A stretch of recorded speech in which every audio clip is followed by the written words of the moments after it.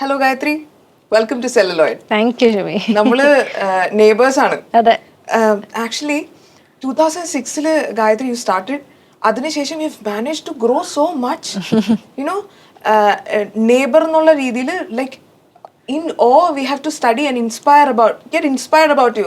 U know that right? First actually ഇപ്പോഴത്തെ ഗായത്രിയുടെ മൂവിയെ പറ്റിയാണ് ഞാൻ ചോദിക്കുന്നത്. ബട്ട് ഞാൻ പ്രയോറിറ്റൈസ് ചെയ്യുന്ന question, how do you manage to do everything? Like എങ്ങനെയാണ് you seem to juggle so much? ഒരുപാട് കാര്യങ്ങൾ ഒരുമിച്ച് ഹാൻഡിൽ ചെയ്യണം.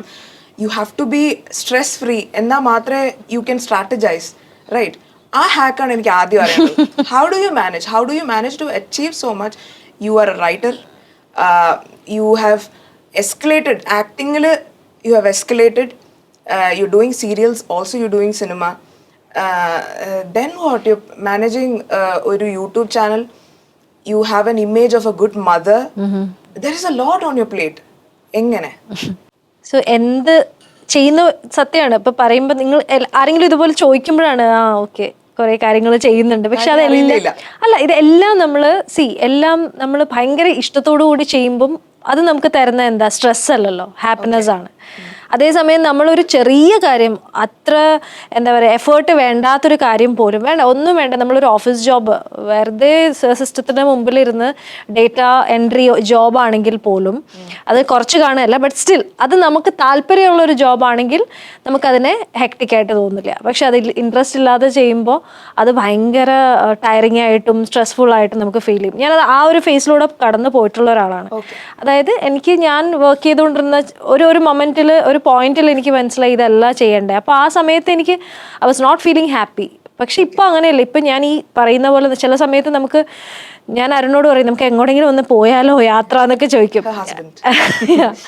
അപ്പോൾ പക്ഷെ എങ്കിലും നമ്മൾ ഈ പറയുന്ന പോലെ എല്ലാ കാര്യങ്ങളും വളരെ ഇഷ്ടത്തോടു കൂടിയും സന്തോഷത്തോടു കൂടിയാണ് ചെയ്യുന്നത്. അതിന് വളരെയധികം സന്തോഷം കിട്ടുന്നുമുണ്ട്.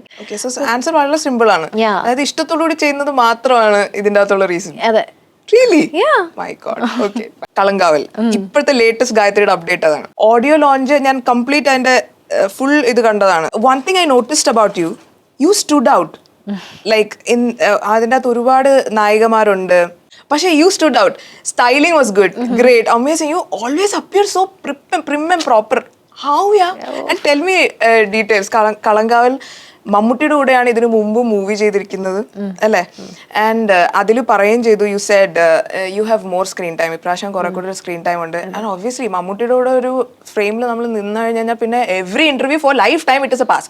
എപ്പോഴും പിന്നെ ക്വസ്റ്റ്യൻ അതൊരു ക്വസ്റ്റ്യൻ ഞാൻ പറയുകയും ചെയ്തു അത്. കാരണം ഈ കഴിഞ്ഞ 5 വർഷത്തിൽ ഞാൻ ഏതൊക്കെ ഇന്റർവ്യൂ കൊടുത്തിട്ടുണ്ടോ അതിലൊക്കെ ചോദിച്ചിട്ടുണ്ട് മമ്മൂക്കായിട്ടുള്ള എക്സ്പീരിയൻസ്. ഇപ്പം പക്ഷെ അതെനിക്ക് പറയാൻ അധികം ഒന്നുമില്ല, കാരണം ജസ്റ്റ് വൺ സീനാണ് ഞാൻ ചെയ്തത്. പക്ഷെ ഇപ്പം ഓഫ് കോഴ്സ് കുറച്ചുകൂടെ കൂടുതൽ സീൻസ് ഉണ്ട്. ആൻഡ് മമ്മൂക്കയുടെ കൂടെ സ്ക്രീൻ സ്പേസ് കൂടുതലുണ്ട്, കൂടുതൽ സീൻസ് ഉണ്ട്, ഡയലോഗ്സ് ഉണ്ട്. അപ്പം ഓഫ് കോഴ്സ് അദ്ദേഹത്തിൻ്റെ കൂടെ, അതായത് ഇത്രയും വർഷത്തെ ഒരു എക്സ്പീരിയൻസ് ആണല്ലേ അവർക്കൊക്കെ പറയാനുള്ളത്. അവരുടെയൊക്കെ ഓരോ ചെറിയ ചെറിയ ചെറിയ എന്താ പറയുക, മൈന്യൂട്ട് ആയിട്ടുള്ള എക്സ്പ്രഷൻസിലും ബിഹേവിയറിലും ജെസ്റ്റേഴ്സിലും ഒക്കെ ആ എക്സ്പീരിയൻസ് നമുക്ക് കാണാൻ പറ്റും. അതാണ് നമുക്ക് ടേക്ക് അവേ എന്ന് പറയുന്നത്. അതായത് അവർ ഇടുന്ന ഒരു എഫേർട്ട്, അല്ലെങ്കിൽ നമുക്കത് ഭയങ്കര എഫേർട്ട്ലെസ് ആയിട്ട് തോന്നുമെങ്കിലും അത് പല പല കാര്യങ്ങൾ നമുക്ക് വളരെ ക്ലോസ്ലി നിൽക്കുമ്പോഴത്തേക്കും കാണാൻ പറ്റും, അല്ലെങ്കിൽ പഠിക്കാൻ പറ്റും. അത് തന്നെയാണ് അദ്ദേഹത്തിൻ്റെ കൂടെയൊക്കെ ഉള്ള ഒരു എക്സ്പീരിയൻസ്. എനിക്ക് 1 ചെറിയ ഒരു സീക്വൻസ്, പക്ഷെ ഒരു ഫുൾ ഡേ 2 days ഷൂട്ടായിരുന്നു അത്. അപ്പോഴും ഞാൻ ഇങ്ങനെ നോക്കിയിരിക്കും അദ്ദേഹം ചെയ്യുന്നത്. അദ്ദേഹം ഷോട്ടിന് മുമ്പ് സ്ക്രിപ്റ്റ് വായിക്കുന്നത്, 2-3 പ്രാവശ്യം എടുത്ത് ഇങ്ങനെ സ്ക്രിപ്റ്റ് നോക്കുന്നത്. അതൊക്കെ അന്നത്തെ ഇന്റർവ്യൂവിൽ ഞാൻ പറയുന്നു, എനിക്കതൊക്കെ വലിയ തെറ്റായിട്ട് ഞാൻ വിചാരിച്ചിരുന്ന ഒരു കാര്യമാണ്. നമ്മൾ വരുമ്പോൾ ബി പ്രിപ്പയർഡ്. ഷോട്ടിന് മുമ്പ് സീൻ എന്താണെന്ന് നോക്കുന്നതും ഡയലോഗ് നോക്കുന്നതൊക്കെ എനിക്ക് ഭയങ്കര ചമ്മലുള്ള കാര്യമായിരുന്നു അതുവരെ. അതിനുശേഷം ഞാൻ വിചാരിച്ചു മമ്മൂക്ക നോക്കുന്നുണ്ട്, പിന്നെന്താ എനിക്ക് നോക്കി. അപ്പൊ അങ്ങനെ ഓരോ കാര്യങ്ങളും ഇപ്പോഴാണെങ്കിലും ഓരോ എല്ലാ ആക്ടേഴ്സിന്റെയും സീനിൽ എന്തൊക്കെയുള്ളോ അതൊക്കെ അദ്ദേഹം നമുക്ക് അവിടെ വെച്ച് പറഞ്ഞു തരികയും അതിനെപ്പറ്റിയൊക്കെ അദ്ദേഹം ഭയങ്കര അവെയർ ആണ്. അങ്ങനെ അത് ആ ഒരു സീനില് എൻ്റെ ഒരു പ്രസൻസ് ഉണ്ട്. അത് സിനിമ കണ്ടവരൊക്കെ ഇപ്പൊ ഏറ്റവും കൂടുതൽ ഒരു ഡിബേറ്റ് ഒക്കെ നടക്കുന്ന ഒരു സംഭവമാണ് അത്. അതെന്താന്നുള്ള ഞാൻ പറയുന്നില്ല, കണ്ടു നോക്കൂ. എനിക്ക് ഏറ്റവും വരുന്ന ക്വസ്റ്റ്യൻസും അത് തന്നെയാണ്. അപ്പോ അതിനകത്ത് ആ ഒരു ഷോട്ട് അപ്പൊ പ്ലാൻ ചെയ്തതായിരുന്നു. ശരി. അത് എന്നോട് മൂവി നെറേറ്റ് ചെയ്യുമ്പോൾ സ്ക്രിപ്റ്റ് നെറേറ്റ് ചെയ്യുമ്പോൾ ആ പെർട്ടിക്കുലർ ഷോട്ട് ഉണ്ടായിരുന്നില്ല. പക്ഷെ ആ പെർട്ടിക്കുലർ ഷോട്ട് ആ ക്യാരക്ടറിന് വേറൊരു ലെയർ കൊടുക്കുന്ന ഒരു ഷോട്ടായിരുന്നു. വേറൊരു ഡയമെൻഷനിലേക്ക് പോകും ടോട്ടാലിറ്റിയില്. അപ്പൊ അത് എന്നോട് ഡയറക്ടർ സീനിന് മുമ്പ് വന്ന് പറഞ്ഞു, ജസ്റ്റ് 2 ഷോട്ട്സേ ഉള്ളൂ, അത് എന്റെ ഷോട്ടാണ്. അത് പക്ഷെ ടോട്ടലി ആ സിനിമ ആസ് എ ഹോൾ നോക്കുമ്പോൾ എന്റെ ക്യാരക്ടറിന്റെ പ്രോമിനൻസ് വളരെയധികം കൂട്ടിയ ഒരു 2 ഷോട്ട്സ് ആണ്. അപ്പം സീൻ തുടങ്ങുന്നതിന് മുമ്പ് ഡയറക്ടർ വന്ന് പറഞ്ഞിരുന്നു, Gayathri we are planning something like this. അപ്പം അതിനകത്ത് കൊടുക്കേണ്ട എക്സ്പ്രഷൻ എന്താണ് ആളുകൾക്ക് ഫീൽ ചെയ്യേണ്ടത്, ഇതൊക്കെ പറഞ്ഞു തന്നിരുന്നു. പക്ഷെ ഷോട്ട് എടുത്തോണ്ടിരിക്കുമ്പോൾ മമ്മൂക്കയും വന്നിട്ട്, ഗായത്രി നമ്മൾ ഇങ്ങനെ ഒരു സാധനം പ്ലാൻ ചെയ്യുന്നുണ്ട്, അവർ പറഞ്ഞിരുന്നോ, അപ്പൊ ഇതിങ്ങനെ ചെയ്താൽ മതിയേ എന്നൊക്കെ പറഞ്ഞിട്ട് അദ്ദേഹത്തിൻ്റെതായ ഒരു ചെറിയ അഡ്വൈസും ഒക്കെ എനിക്ക് തന്നിരുന്നു, ഇൻപുട്ട് തന്നിരുന്നത്. അതെ, മമ്മൂക്ക വില്ലനായിട്ടാണ് അപ്പിയർ ചെയ്യുന്നത്. ഇന്റൻസ് ആയിട്ടുള്ള കുറച്ച് നെഗറ്റീവ് സീൻസ് മമ്മൂക്ക അഭിനയിക്കുന്ന എപ്പോഴെങ്കിലും നേരിട്ട് കാണോ, അല്ലെങ്കിൽ എനി പ്രിപ്പറേഷൻസോ അങ്ങനെ എന്തെങ്കിലും മമ്മൂക്ക കടന്നു പോയതിനെ പറ്റിയിട്ട് എന്തെങ്കിലും idea, anything about Mammukka will do? ഞാൻ അറിഞ്ഞത് മമ്മൂക്ക വളരെ ഇൻവോൾവ് ആയിട്ട് ചില സാധനങ്ങളൊക്കെ അപ്പൊ കൈന്നിട്ട് ഇംപ്രവൈസ് ചെയ്തതാന്ന് ഞാൻ അറിഞ്ഞിട്ടുണ്ട്. പക്ഷെ എൻ്റെ എക്സ്പീരിയൻസ് പറയുകയാണെങ്കിൽ നമുക്ക് അടുത്ത് നിൽക്കുമ്പോൾ തന്നെ, അല്ലെങ്കിൽ വളരെ അടുത്ത് അഭിനയിക്കുമ്പോൾ തന്നെ എന്തോ ഒരു ഡിസ്കംഫർട്ട്. ഞാൻ നേരത്തെ പറഞ്ഞു വളരെ കംഫർട്ടബിൾ ആക്കി എന്നൊക്കെ, പക്ഷെ അത് സീനിന് മുമ്പാണ്. Well doing that particular scene എനിക്കൊരു ഭയങ്കര നെഗറ്റിവിറ്റി അല്ലെങ്കിൽ ഒരു ഡിസ്കംഫർട്ട് ഫീൽ ചെയ്തിരുന്നു. അത് ആ ക്യാരക്ടറായി നിൽക്കുമ്പോൾ അത് വളരെ നാച്ചുറലി, ഇപ്പം എനിക്ക് ഒരുപാട് അപ്രീസിയേഷൻ കിട്ടുന്നുണ്ട് ആ സീനിനെ പറ്റിയിട്ടും ചെയ്തതിനെ പറ്റിയിട്ടും. അപ്പം അത് എനിക്ക് തോന്നുന്നത് ഓപ്പോസിറ്റുള്ള ആ ആക്ടറിൻ്റെ മിടുക്ക് തന്നെയാണ്. അദ്ദേഹം നമ്മളെ ഡിസ്കംഫർട്ട് ആക്കിയത് കൊണ്ടാണ് അത് നാച്ചുറലി വന്നത്. അപ്പോൾ ആ ഒരു വില്ലനിസം ഒക്കെ അദ്ദേഹത്തിൻ്റെ ബിഹേവിയർ, ആ ടോട്ടലി ആക്ഷൻ പറഞ്ഞു കഴിഞ്ഞാൽ നമുക്ക് ശരിക്കും അത് ഫീൽ ചെയ്യുമായിരുന്നു. അല്ലാതെ ഞാൻ അദ്ദേഹത്തിന് വേറെ സീൻസ് ഒന്നും അങ്ങനെ കണ്ടില്ല, കാരണം ലൊക്കേഷനിൽ അങ്ങനെ പോയിട്ടില്ല. പക്ഷെ നമ്മൾ ഡയറക്ടറും റൈറ്ററും ഒക്കെ ഇങ്ങനെ ഓരോ കാര്യങ്ങൾ ഇങ്ങനെ പറയുന്നത് നമ്മൾ കേട്ടിരുന്നു. ഈവൻ നമ്മൾ അതിനകത്തൊരു സിഗരറ്റ് ചവയ്ക്കുന്ന സീക്വൻസ് ഉണ്ട്. അപ്പൊ അതൊന്നും പ്ലാൻഡ് അല്ലായിരുന്നു, അത് അപ്പൊ തന്നെ നമുക്ക് ചെയ്തതാണ്. അദ്ദേഹം ഇംപ്രവൈസ് ചെയ്തത് കുറേ കാര്യങ്ങൾ അതിനകത്തുണ്ട്. ഗായത്രിയുടെ ഒരു വർക്കുകൾ എടുത്ത് വെച്ച് നോക്കുമ്പോഴത്തേക്കും ഒരുപാട് പിക്കി ആണെന്നുള്ളൊരു ഫീല് വരും. ലൈക്ക് അടുപ്പിച്ചടുപ്പിച്ച് മൂവീസോ അടുപ്പിച്ചടുപ്പിച്ച് സീരിയൽസോ ഒന്നും ചെയ്യുന്നില്ല. ഇനി സീരിയൽസ് ചെയ്യില്ലായിരിക്കും എന്ന് ഞാൻ വിചാരിച്ചു. But again in Surya TV അമ്മേ മൂകാംബിക എന്നുള്ള സീരിയലില് എത്ര മണിക്കാണത്? രാത്രി 8:30. എല്ലാ ദിവസവും രാത്രി 8:30 you again committed to a serial. എന്താണ് അങ്ങനെ ഒരു സീരിയൽ കമ്മിറ്റ് ചെയ്യാനുള്ള കാരണം? സീരിയൽ ചെയ്യില്ല എന്ന് ഞാൻ പറഞ്ഞിട്ടില്ല. പരസ്പരം ലൈഫ് ലോങ് അല്ലെങ്കിൽ ഒരു കുറേ പ്രോജക്ട്സ് ഒരുമിച്ച് ചെയ്തൊരു എഫക്റ്റ് ഉണ്ടാക്കിയ ഒരു സാധനമാണ് എൻ്റെ ഫസ്റ്റ് ആ സീരിയൽ.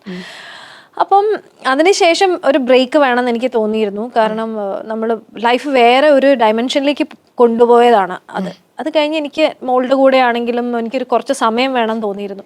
അപ്പോൾ ആ സമയത്ത് ഞാൻ പറഞ്ഞിരുന്നു ഞാനൊരു ബ്രേക്ക് എടുക്കുകയാണ്, പക്ഷെ ഞാൻ ഒരു പ്രോജക്റ്റ് ചെയ്യില്ല, അല്ലെങ്കിൽ മിനി സ്ക്രീനിലേക്ക് ചെയ്യില്ല എന്നൊരിക്കലും ഞാൻ പറഞ്ഞിട്ടില്ല. പക്ഷെ എനിക്ക് അങ്ങനെ ചെയ്യാൻ തോന്നിയ എക്സൈറ്റിംഗ് ആയിട്ടുള്ള ഒരു പ്രോജക്റ്റും എനിക്ക് വന്നിട്ടും ഇല്ല. അപ്പം അതായത് ഇപ്പം ആ ക്യാരക്ടറിനെ ആളുകൾ ഇപ്പോഴും ഓർക്കുന്നുണ്ട്. അപ്പം നമ്മൾ ഒരു സീരിയൽ ചെയ്യുമ്പോൾ അല്ലെങ്കിൽ ഒരു പ്രോജക്റ്റ് ചെയ്യുമ്പോൾ തീർച്ചയായിട്ടും ആൾക്കാർക്ക് അതിനോടൊപ്പം തന്നെ നിൽക്കാൻ, അല്ലെങ്കിൽ അതിനേക്കാളും കുറച്ചുകൂടെ മികച്ചൊരു ക്യാരക്ടർ ആയിരിക്കണം.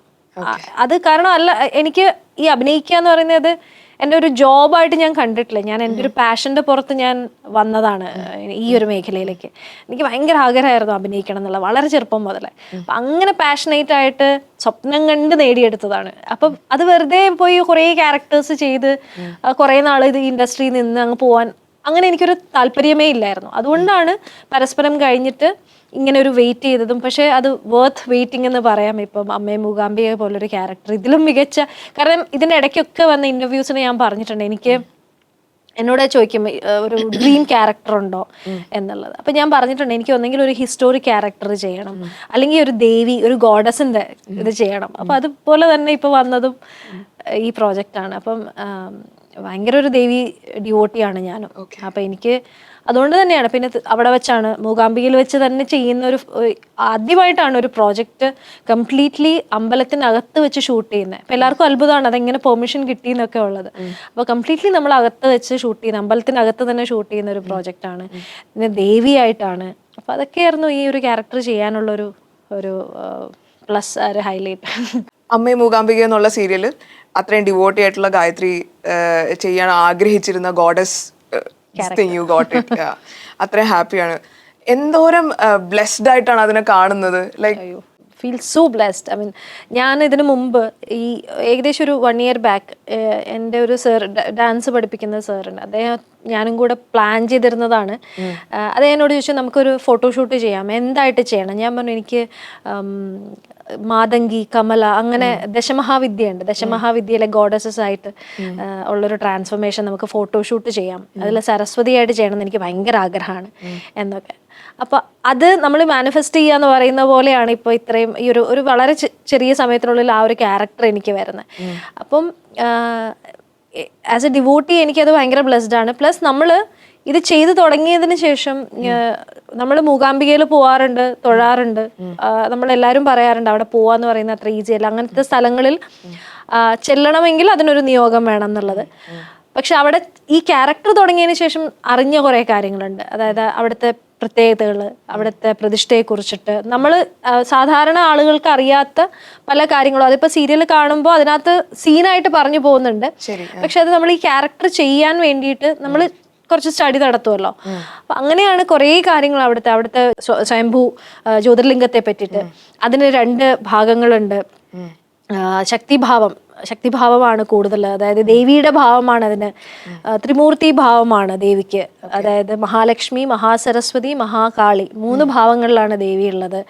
അങ്ങനെയുള്ള കുറേ ഡീറ്റെയിൽസ് നമ്മൾ അറിയാൻ കഴിഞ്ഞതും ഇതിൽ വന്നതിന് ശേഷമാണ്. ഇതിനകത്ത് പല സീൻസിലൂടെയും മൂകാംബിക ക്ഷേത്രത്തെക്കുറിച്ചും ആ പ്രതിഷ്ഠയുടെ പ്രത്യേകതയെക്കുറിച്ചും ഒക്കെ പറയുന്നുണ്ട്. അപ്പോൾ തീർച്ചയായിട്ടും അതൊക്കെ അറിയാൻ ആഗ്രഹമുള്ളവർക്ക് വലിയൊരു ഭാഗ്യം തന്നെയായിരിക്കും അത് സ്ക്രീനിലൂടെ കാണുന്നതും.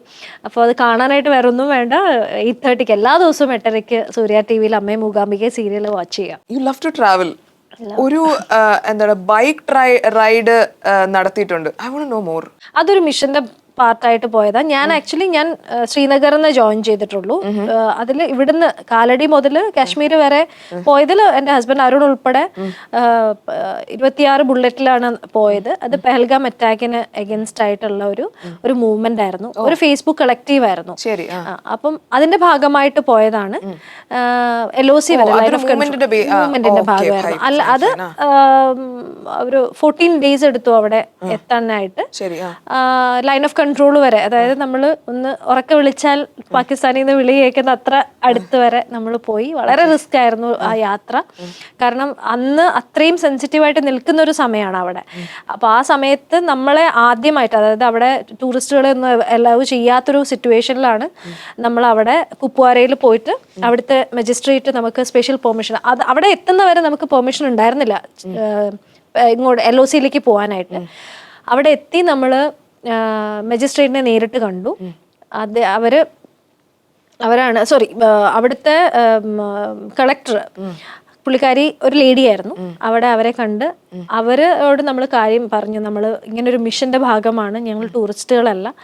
അപ്പോൾ അവർ ഞങ്ങളോട് പറഞ്ഞു, ഞങ്ങൾ actually we are planning to restart the tourism ഇവിടെ. അത് ഇങ്ങനൊരു മെസ്സേജോടുകൂടി സ്റ്റാർട്ട് ചെയ്യാൻ പറ്റുകയാണെങ്കിൽ അത് വലിയൊരു കാര്യമാണെന്ന് പറഞ്ഞിട്ട് അവർ ഫുൾ സപ്പോർട്ട് തന്ന് അവരുടെ ഫുൾ നമ്മളെ സെക്യൂരിറ്റി അവർ തന്നെ പ്രൊവൈഡ് ചെയ്ത് അങ്ങനെയാണ് നമ്മൾ അവിടെ LOC വരെ എത്തുന്നത്. ഫുൾ അവരുടെ സെക്യൂരിറ്റി ഫോഴ്സിൻ്റെ നമ്മളെ അക്കമ്പനി ചെയ്തിട്ടാണ് അവിടം വരെ എത്തുന്നത്. ഭയങ്കര ഹൈലി റിസ്കി ആയിട്ട് എടുത്ത ഒരു കാര്യമായിരുന്നു അത്. ഭയങ്കര റിസ്ക് ഉണ്ടായിരുന്നു അവിടെ എത്താനായിട്ട്. Doctor R. രാമൻ എന്ന് പറയുന്ന അദ്ദേഹം ഒരു റൈറ്ററാണ്, സ്കോളറാണ്. അദ്ദേഹമാണ് അത് ഇനിഷ്യേറ്റ് എടുത്തത്. ഒരു മദറിനോടാണ് ക്വസ്റ്റ്യൻ. ഞാൻ എന്തായിരിക്കും ഒരു എന്താ പറയാ ചൈൽഡിൽ നിന്ന് മെച്ചുവറായ ഒരു ടീനേജിലേക്ക് പോകുന്ന ഒരാളുടെ അടുത്ത് വരുമ്പോഴത്തേക്കും ഞാൻ എക്സ്പെക്ട് ചെയ്യേണ്ടത്? എന്നോട് എപ്പോഴും ചോദിക്കാറുണ്ട് ഓരോ പാരന്റിങ് ടിപ്സ് ഒക്കെ. പക്ഷെ ഞാൻ എപ്പോഴും പറയുന്നത് എന്താ അറിയോ, ഓരോ കുട്ടിയും ഡിഫറെൻ്റാണ്. ഇപ്പം എനിക്ക് അഡ്വൈസ് ചെയ്യാം, അത് പക്ഷെ എൻ്റെ എക്സ്പീരിയൻസ് ബേസ് ചെയ്തിട്ടാണ്. എൻ്റെ മോളെ വെച്ചിട്ട് എനിക്ക് വേറൊരു മദറിനെ എനിക്ക് ഉപദേശിക്കാൻ പറ്റുള്ളൂ. പക്ഷെ അവളിൽ നിന്നും ടോട്ടലി ഡിഫറെന്റ് ആണ് ഷിമിയുടെ മോള്. പക്ഷെ എനിക്ക് തോന്നിയിട്ടുള്ളത്, ഞാൻ as not for a teenager, പക്ഷെ എപ്പോഴും എനിക്ക് തോന്നിയിട്ടുള്ളത് അവർക്ക് ഒരുപാട് കാര്യങ്ങൾ നമ്മളോട് ഷെയർ ചെയ്യാനുണ്ടാവും. പ്രത്യേകിച്ചും ഈ ഒരു അഡോളസെന്റ് ആ ഒരു ടേണിംഗ് പോയിന്റ് എന്നൊക്കെ പറയുന്ന, അല്ലെങ്കിൽ ഒരു ഷിഫ്റ്റാണ് അവിടെ. പല രീതിയിലും അവർക്ക് അവരുടെ നമ്മൾ അത് ചിലപ്പോഴൊക്കെ നമുക്ക് തന്നെ ഒരു ഇടയ്ക്ക് എനിക്ക് തോന്നും ഈ അവള് കുഞ്ഞായിട്ട് തന്നെ ഇരുന്നാൽ മതിയെന്നൊക്കെ തോന്നും. അതായത് അവളുടെ ടോട്ടലി അവളുടെ ബിഹേവിയറിൽ ചേഞ്ച് വരും, നമ്മളോടുള്ള അപ്രോച്ചിൽ ചേഞ്ച് വരും. നമ്മുടെ കൂടെ കിടക്കാൻ വഴക്കിട്ടുകൊണ്ടിരുന്ന ആള് നമ്മളെ അടുത്ത് വന്ന് കിടക്കാതെ ഒരു സിറ്റുവേഷനിലേക്ക് വരും. അപ്പോൾ ആസ് എ മദർ ഭയങ്കര ഇമോഷണലി ചിലപ്പോൾ നമുക്ക് ഇതൊക്കെ അക്സെപ്റ്റ് ചെയ്യാൻ കുറച്ച് ബുദ്ധിമുട്ട് വരും.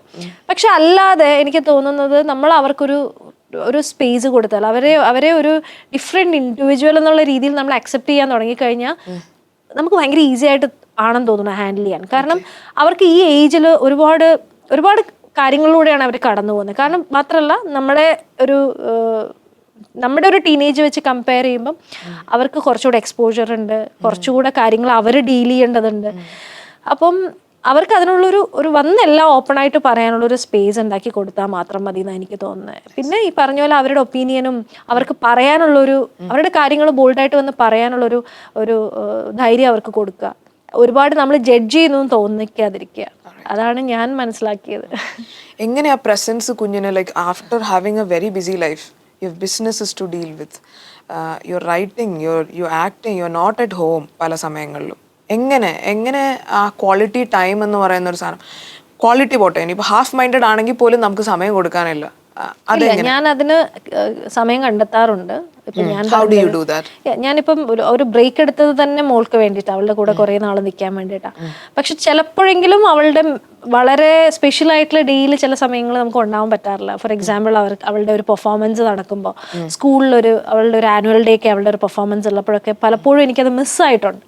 പക്ഷേ അവൾക്ക് ഇമോഷണലി അവൾക്ക് തന്നെ വേണ്ട സമയത്ത് ഞാൻ അവൈലബിൾ ആവാൻ ശ്രമിക്കാറുണ്ട്.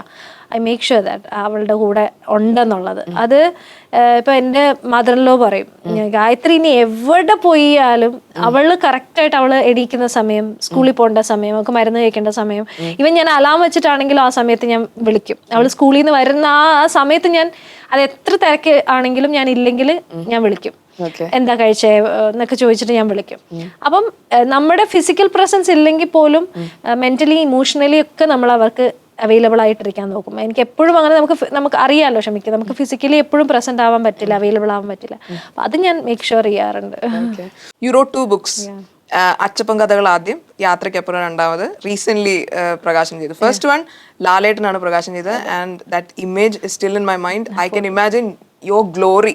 ലൈക്ക് ഭയങ്കര പ്രൗഡ് ഒരു മൊമെന്റ് ആയിരിക്കും. Like prolific actor holding your book and having A still. Also DC അങ്ങോട്ട് വന്നിട്ടാണ് ഭയങ്കര ഈസി ആയിട്ടുള്ളൊരു പാത്തായിട്ടാണ് എനിക്ക് ഫീൽ ചെയ്യുന്നത്. എവറിത്തിങ് ഹാപ്പനിങ് ഡെസ്റ്റിനി ആയിരുന്നു for you to write a book എന്നുള്ള രീതിയിൽ everything happen fell in place അല്ലെ.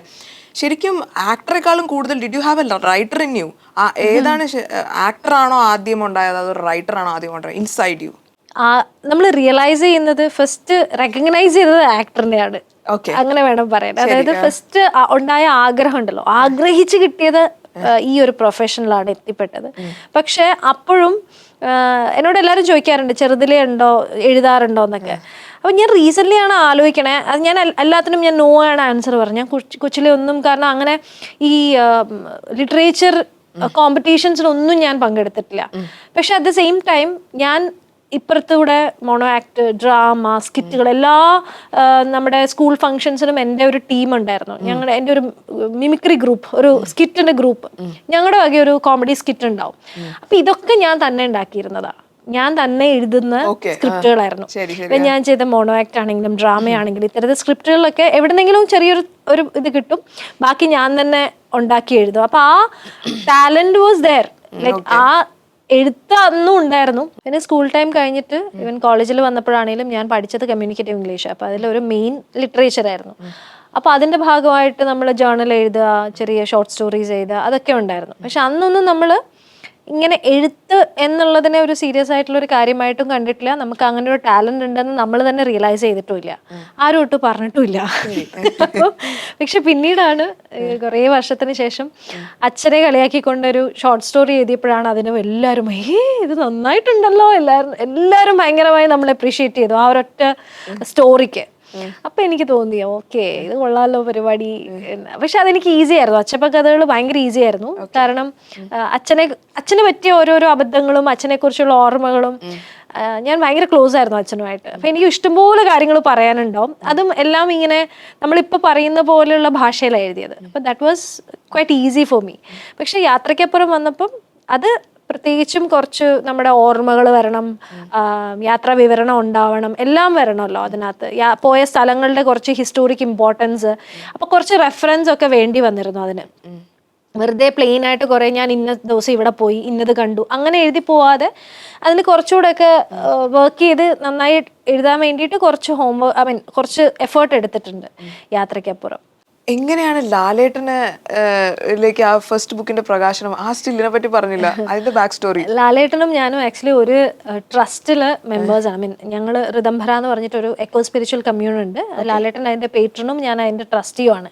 അപ്പൊ ഞങ്ങൾക്ക് ഒരുപാട് കോമൺ ഇത് കാണുന്ന പല കോമൺ സ്പേസ് ഉണ്ടായിരുന്നു. പല തവണ അദ്ദേഹത്തെ ഈ ട്രസ്റ്റിന്റെ ഭാഗമായിട്ട് കണ്ടിട്ടുണ്ട്. നേരത്തെ ഞാൻ സൂചിപ്പിച്ച ഡോക്ടർ ആർ രാമാനന്ദ്, അദ്ദേഹവും ലാലേട്ടനും ഭയങ്കര ക്ലോസ് ആണ്. അപ്പം ആക്ച്വലി പറഞ്ഞാൽ രാമാനന്ദ് വഴിയാണ് ഞാൻ ലാലേട്ടന്റെ അടുത്തേക്ക് എത്തുന്നതും അദ്ദേഹത്തിനോട് ഇതിനെപ്പറ്റി സംസാരിക്കുന്നതും. അപ്പൊ തന്നെ ലാലേട്ടൻ ഓക്കെ ആയിരുന്നു ചെയ്യാനായിട്ട്. പിന്നെ അന്ന് കോവിഡ് സമയം ആയതുകൊണ്ട് അദ്ദേഹത്തിന്റെ പേജിലൂടെ ഓൺലൈനായിട്ടാണ് അത് പബ്ലിഷ് ചെയ്തത്, റിലീസ് ചെയ്തത്. ആരാണ്, who is your backbone? Like you seem to have a good inspiration from your family, close ആയിട്ടുള്ള ആരാണ്? Who is that? Whole family. നല്ല സപ്പോർട്ടുള്ള ഒരാളെ പോലെ ഫീൽ ചെയ്യുന്നുണ്ട്. Very gritty, well focused and all that. True. അത് because നമ്മള് പ്രത്യേകിച്ചും നമുക്കറിയാം മാരീഡ് ആയിട്ട് നമ്മളൊരു ഫാമിലി പേഴ്സൺ ആയിട്ടിരിക്കുമ്പോൾ നമ്മളെ അവിടെ തന്നെ പിടിച്ചു നിർത്തുന്ന കുറെ കാര്യങ്ങളുണ്ട്. നമ്മൾ അവിടെ നമ്മുടെ ഫോക്കസ് വേണ്ട കുറെ കാര്യങ്ങൾ. അപ്പോൾ അതിൽ നിന്ന് മാറി നമുക്ക് മറ്റു കാര്യങ്ങളിൽ ഫോക്കസ് ചെയ്യണമെങ്കിൽ തീർച്ചയായിട്ടും നമുക്ക് ഫാമിലിയിൽ നിന്നുള്ള ഒരു സപ്പോർട്ട് ആവശ്യമുണ്ട്. അത് തീർച്ചയായിട്ടും ഉണ്ട്. അവര് നമ്മുടെ റെസ്പോൺസിബിലിറ്റി ഈക്വലി ഷെയർ ചെയ്യാൻ ആളുകൾ ഉള്ളത് കൊണ്ടാണ് നമുക്ക് മറ്റു കാര്യങ്ങളിൽ ഫോക്കസ് ചെയ്യാൻ പറ്റുന്നത്.